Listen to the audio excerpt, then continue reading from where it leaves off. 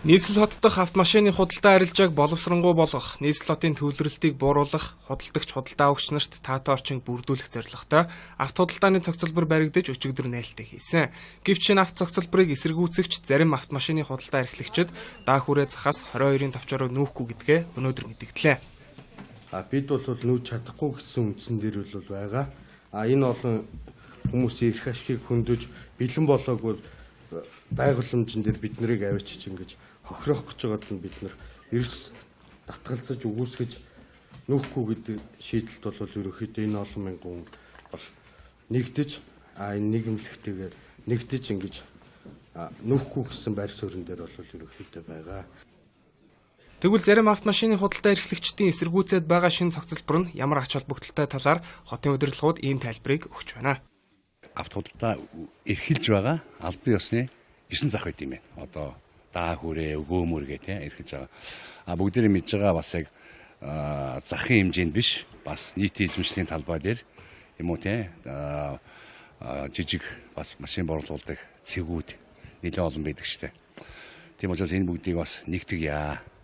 Үйлчлэгийг бас ойртуулъя гэдэг үүднээс авто худалдааны цогцлборыг бол байгууллага саналыг гаргаад тэгээд дэмжигдэж явсан юм байна. Хотын дотор байж байгаа энэ захуудыг бол хотын гадагшлуулъя. Хоёрдугаар энэ бол автогжилтэй холбоотой асуудал. Мөн бас эзэмшлийн талбайнуудад чөлөөлөх, тэрийг ногоон байгууламж болгох тэр асуудлуудыг бас хиймээр байна штэ.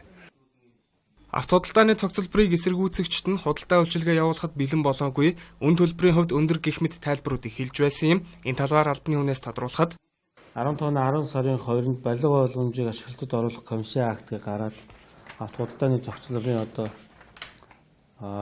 зам барилга болол үйл ажиллагаа явуулна, ажлын байр болно гэдэг тэр үг нь эцэслэл шийдвэрсэн учраас бид нар дөрөнд нээлттэй хэлээ.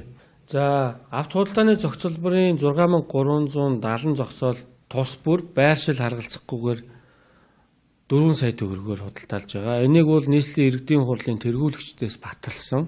Нэг зогсоол болгоны өмнөр 2 зорчих хэсэгтээ дундын өмчлийн зам талбай байж байгаа. Тэгээд явган зам ногоон байгууламж авто зам. Энэ болгоны төсвийг бол тооцоод үзээд энэ дүнийг гаргасан. Харин ч нийслэл бол бодит төртгөөс нь хямдруулсан байж байгаа. Мөн авто цогцлборыг байгуулахад шаардлагатай бүх судалгаа шинжилгээг хийж хотын баруун бүсэд түгжрэл үүсгэхгүй байх арга хэмжээнүүдийг авч байгаагаа хэлсэн юм а. За авто худалдааны цогцлбор бол Улаанбаатар хотыг 2020 он хүртэл хөгжүүлэх ерөнхий төлөвлөгөө 30 оны тодтгол гэж ярьж байгаа их хурлаар батлагдсан. Яг энэ бол манай авто худалдааны цогцлборын бол ерөнхий тээзүү гэж ойлгож болно. Дээр нь авто худалдааны цогцлбор дээр байгаль орчны ерөнхий үнэлгээ, наривчсан үнэлгээ бол хийгдсэн. Замын дэд бүт чинь нэлээд өргөн хэмжээнд төлөвлөгдсөн байж байгаа. Ерөнхий төлөвлөгөөр. Туулын хурдны зам манайхаар руу очихоор төлөвлөж байгаа. Сонсголонгийн зам энэ 10-нд ашиглалтанд өгөх ёстой. Энэ зам бол бүрэн ачаалал аваад ирвэл 5 шарын Саппорогийн төвчээг бол бага хэмжээгээр бол энэ жилдээ бол аавна. Тээц дөрвөөр тээц дөрвөө урд замаар яруу нисхийн замаар авто худалдааны цогцлборт энэ жилдээ бол Монсын тойргоо тойроод тэр 5 шарын фризерийг тойроод ирэх боломж байж байгаа. Ямартаач нийслэл хот дотор автомашины худалдаа хийхгүй байх, автомашины худалдааг нэг цэгт төвлөрүүлэх албан шийдвэр гарсан тул шийдвэрийг дагаж мөрдөн өөртөө болон худалдаа авагчдад ашигтай авто худалдааны цогцлбор руу нүүхийг холбогдох албаны хүмүүс зөвлөж байна. Хэсэг хүний эрх ашигаас сая гаруй хүн амтай нийслэлчүүдийн эрх ашгийг дээдлэхийг тэд уриалж байгаа юм а. Мэдээллийг цогцсайхан даваанаар сурвалжлуулглаа. Гэдэг шийдэлт бол ерөөхдөө энэ олон мянган хүн бол нэгдэж энэ нийгэмлэгтэйгээр нэгдэж ингэж нүүхгүй гэсэн байр суурин дээр бол ерөөхдөө байгаа.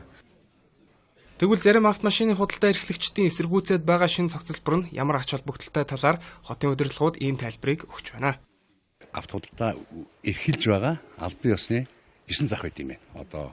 Даа хүрээ өгөөмөр гэх эрхэлж байгаа. Бүгдээрээ мэдж байгаа бас яг захын хэмжээнд биш, бас нийт эзэмшлийн талбай дээр юм уу жижиг бас машин борлуулдаг.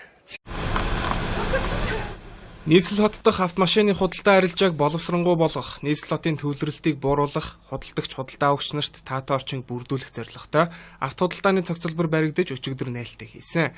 Гэвч энэ авто цогцлборыг эсэргүүцэгч зарим автомашины худалдаа эрхлэгчид даа хүрээ захаас 22-ын товчороо нүүхгүй гэдгээ өнөөдөр мэдгдлээ. Бид бол нүүж чадахгүй гэсэн үндсэн дээр бол байгаа. Энэ олон хүмүүсийн эрх ашгийг хөндөж бэлэн болоогүй байгууламжин дээр бид нарыг авчиж ингэж хохирох гэж байгаад нь бид нар эрс татгалзаж өгөөсгөж нөх тэгүүд нэлээд олон байдаг штэ. Тийм учраас энэ бүгдийг бас нэгтгэе. Үйлсгийг бас ойртуулъя гэдэг үүднээс авто худалдааны цогцлборыг бол байгууллага саналыг гаргаад тэгээд дэмжигдэж явсан юм байна. Хотын дотор байж байгаа энэ захуудыг бол хотын галагчлуулъя. Хоёрдугаар энэ бол авто хөгжилтэй холбоотой асуудал. Мөн бас эзэмшлийн талбайнуудыг чөлөөлөх, тэрийг ногоон байгууламж болгох тэр асуудлуудыг бас хиймээр байна штэ. Авто худалдааны цогцлборыг эсэргүүцэгчд нь худалдаа үйлчилгээ явуулахад бэлэн болоогүй, үн төлбөрийн хувьд өндөр гэх мэт тайлбаруудыг хэлж байсан юм. Энэ талаар албаны хүнээс тодруулахад 10 сарын хувийн байгууламж автозам энэ болгоны төсвийг бол тооцоод үзээд энэ дүнийг гаргасан. Харин ч одоо нийслэл бол бодит төртгөөс нь хямдруулсан байж байгаа. Мөн авто цогцлборыг байгуулахад шаардлагатай бүх судалгаа шинжилгээг хийж хотын баруун бүсэд төгжрөл үүсгэхгүй байх арга хэмжээнүүдийг авч байгаагаа хэлсэн юм а. За авто худалдааны цогцлбор бол Улаанбаатар хотыг 2020 он хүртэл хөгжүүлэх ерөнхий төлөвлөгөө 30 оны тодтгол гэж ярьж байгаа те их хурлаар батлагдсан. Яг энэ бол манай авто худалдааны цогцлборын бол ерөнхий тээзүү гэж ойлгож байна. Өрөнд балиг боломжийг ашиглалтад оруулах комиссийн актыг гараад авто худалдааны цогцлборын одоо зам барилга тий болол одоо үйл ажиллагаа явуулна, ажлын байр болно гэдэг тэр үг нь одоо эцэслэл шийдвэрсэн учраас бид нар дөрөнд нээлттэй хэлээ. За авто худалдааны цогцлборын 6370 зогсоол тус бүр байршил харгалзахгүйгээр 4 сая төгрөгөөр худалдаалж байгаа. Энийг бол нийслэлийн иргэдийн хурлын тэргүүлэгчдээс баталсан. Нэг зогсоол болгоны өмнөр 2 зорчих хэсэгтэй одоо дундын өмчлийн зам талбай байж байгаа. Тэгээд явган зам